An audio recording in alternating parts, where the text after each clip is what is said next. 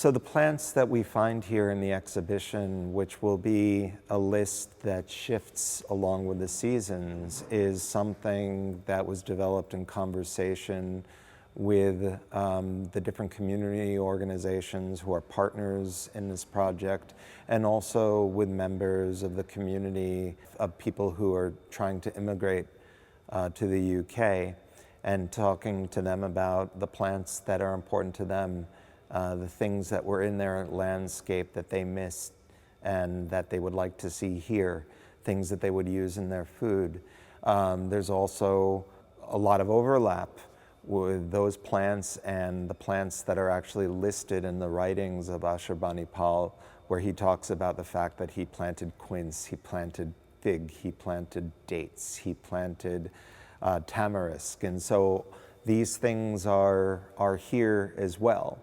And it will be a constantly growing list throughout the year, but all of that is meant to in some way reflect who it is that have arrived in this community and who should be welcomed.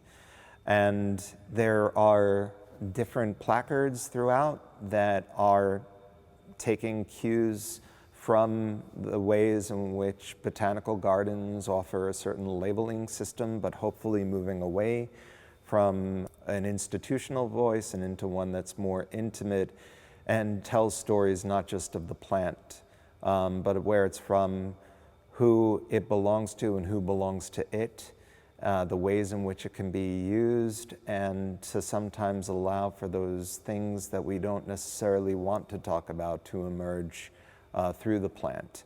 And so we do talk about the threat of certain plants like the damask rose in the midst of the Syrian civil war.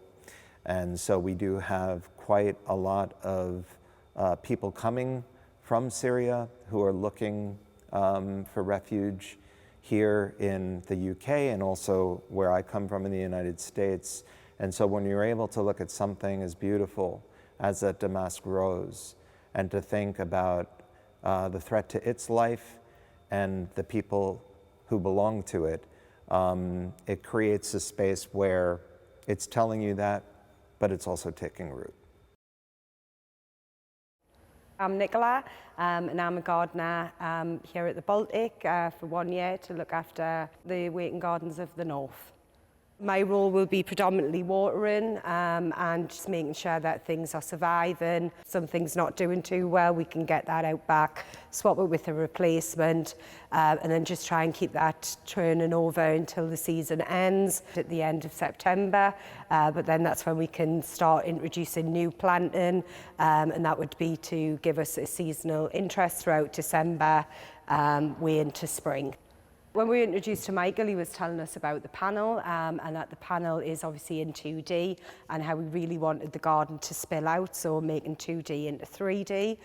So there was the concept of having the garden come out of the panel, as you can see, and then we wanted to add something else, so we've went for char-bar, which is fourfold, which means a fourfold gardens, and by adding this, these four container beds, it means that we can develop these areas throughout the seasons and bring more interest in. The planting within these beds, we've went for evergreens, what we can use. So the rosemary, it's drought tolerant. We have evergreen with the lamb's ear.